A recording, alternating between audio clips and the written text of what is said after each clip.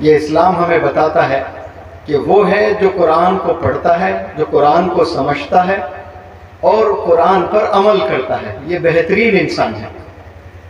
One who recites the Holy Quran, one who understands the Holy Quran, one who teaches the Holy Quran, and one who implements، جو عمل کرتا ہے اس پر۔ walk the talk انگریزی میں ایک freeze ہے، یعنی کچھ لوگ ہوتے ہیں جو صرف کہتے ہیں اور کچھ لوگ ہوتے ہیں جو کہتے بھی ہیں اور عمل بھی کرتے ہیں۔ آج اللہ نے ایک موقع دیا، مجھے شیخی بگارنا نہیں ہے، لیکن 2019 میں ہوجائی میں اسی گاؤں کے ایک اسکول کے 40 بچے اجمل فاؤنڈیشن میں پرسنالٹی ڈیولپمنٹ ورکشاپ کر رہا تھا، تو وہاں بہت سے بچے ٹریننگ لے رہے تھے۔ تو اس گاؤں کے 40 بچے وہاں آ کر وہاں 40 دن رک کر ٹریننگ لیے۔ تو وہاں میں نے ایک لڑکی سے کہا، 6ٹھی جماعت کی 6th اسٹینڈرڈ پڑھ رہی تھی، سر آپ میرے گھر کبھی آؤ گے؟ اس لڑکی نے کہا تھا۔ تو میں نے کہا کبھی میرا براک ویلی اگر آنا ہوتا ہے تو آپ کے گھر ضرور آؤں گا اور چائے بھی نوش فرماؤں گا۔ تو آج براک ویلی میرا آنا ہوا اور مجھے معلوم بھی نہیں تھا کہ وہ لڑکی کون ہے، اور میں نے وعدہ بھی کیا تھا اس لڑکی کو۔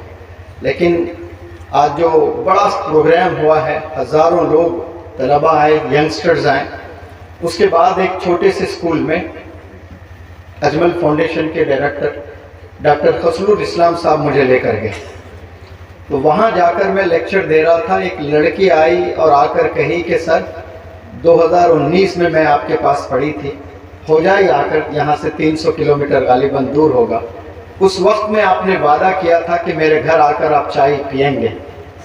اس نے یاد دلایا، تو میں نے کہا کہ بیٹا یہ پروگرام ہونے کے بعد سیدھے آپ ہی کے گھر چلیں گے، اور معین آباد یا معینہ نگر کچھ یہاں پر ہے، ہاں، تو چھوٹا سا گھر، بڑے ہمبل فیملی سے، دیواریں ہیں تو دیواروں پر پینٹ بھی نہیں۔ وہاں جا کر ہم لوگ آدھا گھنٹہ بیٹھ کر چائے وائے پیے تو خوشی کا ٹھکانہ نہیں تھا۔ تو ایک عالم دین نے کہا تھا کہ آپ نے بخوب اپنے پرومس کو فلفل کیا، اور براک ویلی کے لوگوں کو آپ نے ایک میسج دیا کہ جب قسمیں کھائی جاتی ہے تو نبھانا بھی بہت ضروری ہے۔ تو قرآن پر میں نے بات چھڑی تو بتا رہا ہوں کہ لیکچرز دینا بہت آسان ہے، ٹف کوئی چیز ہے تو عمل کرنا، بولنا بہت آسان ہے، مشکل عمل کرنے میں ہے۔